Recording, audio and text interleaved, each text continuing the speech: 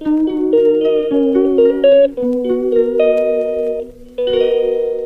Friends, চলে এসেছি সকাল সকাল, অনেকদিন বাদে শ্যুট করলাম আজকে। তো আজকে ব্লগ করি ভাবলাম, মেয়েও বললো মা অনেকদিন ব্লগ করছো না, ব্লগ করো, চলো আজকে ব্লগ করি। তো সকাল সকাল সবাই মিলে চা নিই। এই যে মা মা আর ওষুধ করছে। চলো দেখা হবে কি করি সারাদিনটা। কি করছো? এই যে রান্না হবে, সব তরকারি কাটা নিয়ে বসেছি, সবজি। এই কি কি রান্না করবে? আজকে বানাবো মাটন বিরিয়ানি, আর আরেকটা নতুন আইটেম বানাবো, সেটা হচ্ছে চিকেন রসুল্লা। চলবে তো? হ্যাঁ। তো বিরিয়ানিটা তো মোটামুটি সবাই পারে, কম বেশি সবাই ভালোই পারে, কিন্তু চিকেন রসুল্লাটা যদি আপনারা শিখতে চান তাহলে আমি দিয়ে দেবো, দেখে নেবেন। কি করছো? এই যে চিকেন রসুল্লাটা রেডি করছি আস্তে আস্তে। বিরিয়ানি আলুটা সেদ্ধ করে ফেলেছি। ও, রসুল্লাটা রেডি করছি।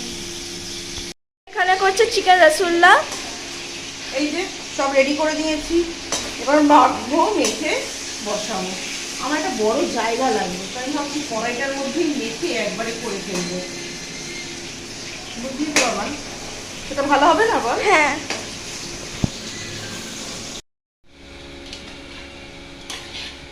মা এখন করছে মাংসটাকে ম্যাগিনেট, আর প্রচন্ড এক্সাইটেড। তার মধ্যে গরম, প্রচন্ড গরম।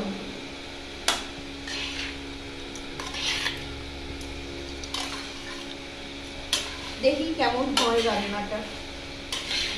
ভালোই হবে। এখন এখানে ইয়েরে বসিয়ে দিয়েছি চিকেন রসুল্লা।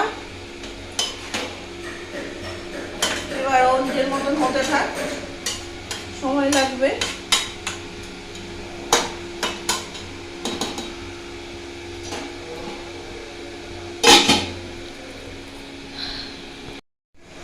দেখুন বন্ধুরা, মাংসটা একটা সুন্দর কালার এসছে, আরো হবে, অনেকক্ষণ হবে। আর এদিকে আমার কর্তামশাই এখনো মাটন এনে পৌঁছায়নি বাড়ি অবধি। কখন মাটন আনবে, কখন আমি বিরিয়ানি করব জানি না, দেখা যাক। বলেছে রাত্রে খাবে।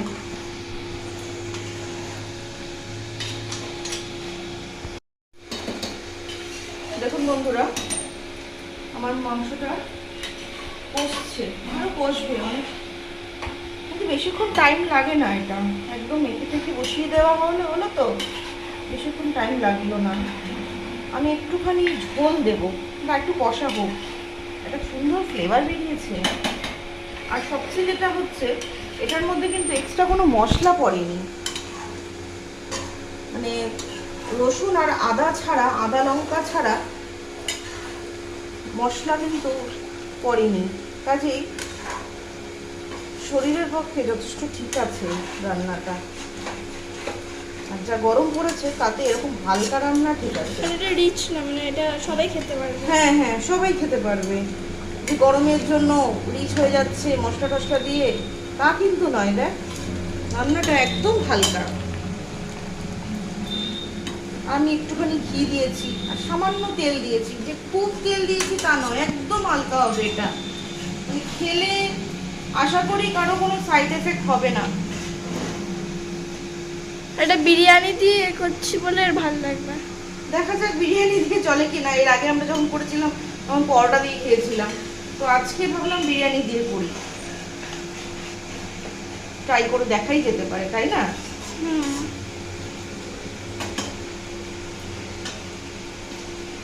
প্রচন্ড এক্সাইটেড কেমন হবে। আচ্ছা, দেখা যাক।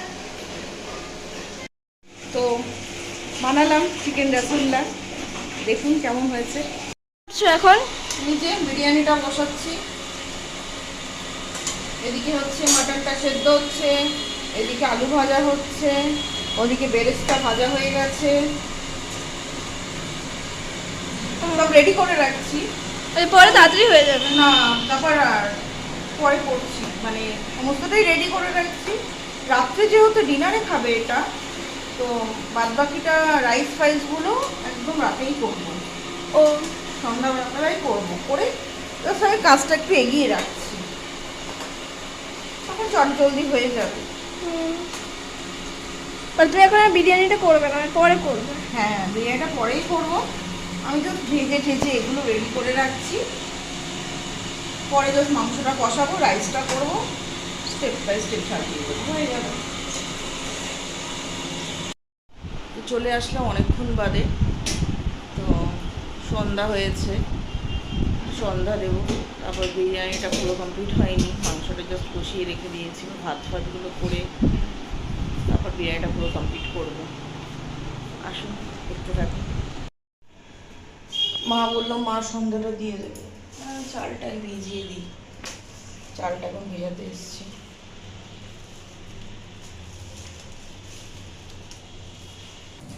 তো আজকে বিরিয়ানি করছি ঠিকই এই বাড়িতে, মায়ের বাড়িতে অনেকদিন বাদেই করছি। অনেকদিন বাদে বলতে সেই বাপি বেঁচে থাকাকালীনই করছি। তো আজকে বিরিয়ানিটা হচ্ছে ঠিকই, কিন্তু যে সারা দিন ধরে যে মনের অবস্থা করছি, তো সেটা একবারও না বললে না হয় যে আজকে বিরিয়ানি করলে, হ্যাঁ, যে মানুষটা সারাক্ষণ ঠিক আমার এই জায়গাটা দাঁড়িয়ে থাকতো যে কি করছি, ঠিকঠাক করছি কিনা, ঠিকঠাক মশলা দিচ্ছে কিনা, ঠিকভাবে করছে কিনা, একদম প্রপার দেখতো দাঁড়িয়ে থেকে, সেই মানুষটা আজকে আর নেই।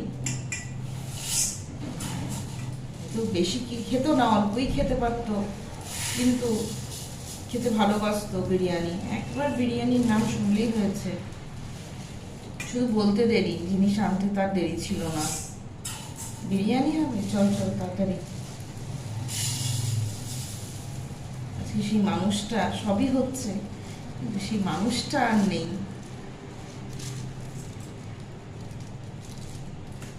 তাই না? কোনো কিছুই পড়ে থাকে না, সবই সময়ের মতন চলতে থাকে, কিন্তু ওই মানুষটার অভাবটা সারা জীবন থাকবে, যতদিন বেঁচে থাকবো সারা জীবনই কথাটা থাকবে যে বাপি বিরিয়ানি খেতে এত ভালোবাসতো, পাগল ছিল বিরিয়ানি। এবং লাস্ট আমার কাছ থেকে, মানে বলতে পারি আবদার, ছোটবেলা থেকে তো সব আবদারই বাবা মেটাতো। তো লাস্টের দিকটা গত বছর এই টাইমটাতে একটা আবদার, বিরিয়ানি খাবো, মাটন বিরিয়ানি। কোথা থেকে খাবে, বাড়িতে কর। আমি তো অফিস ছুটি পাচ্ছি না, তো তখন বলছে আর্সেলান থেকে তাহলে নিয়ে আয়। তখন মানে বাপির অবস্থা খুব খারাপ,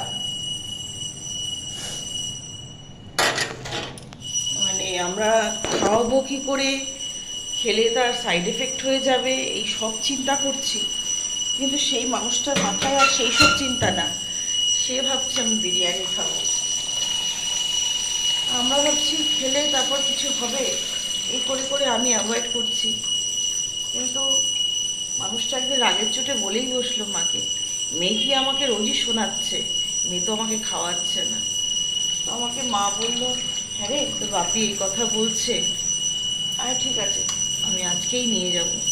তো সেই দিনই অফিস থেকে আমি বিরিয়ানি আনলাম, এনে এমনি সময় খেতে পারছিল না, কিচ্ছু খাওয়া হচ্ছিল না, খেতে পারছে না, খাওয়া বন্ধ।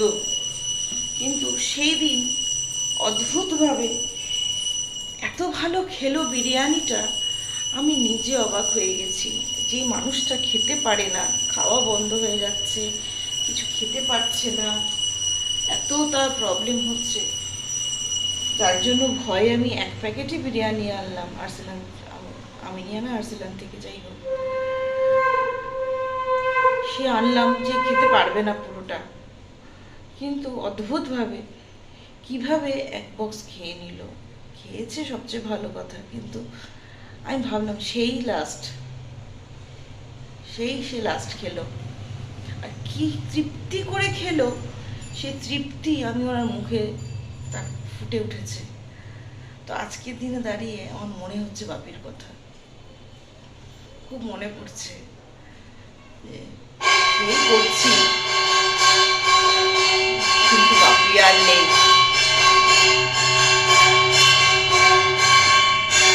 তোমার রেডি? হ্যাঁ, এই তো রেডি হয়েছে। গরম দুধ, বিরিয়ানি, স্যালাড, রায়তা,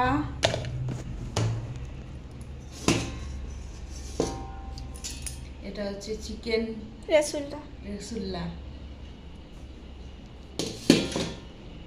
দেখি সবাই কেমন বলে। কেমন হয়েছে? ভালো হয়েছে।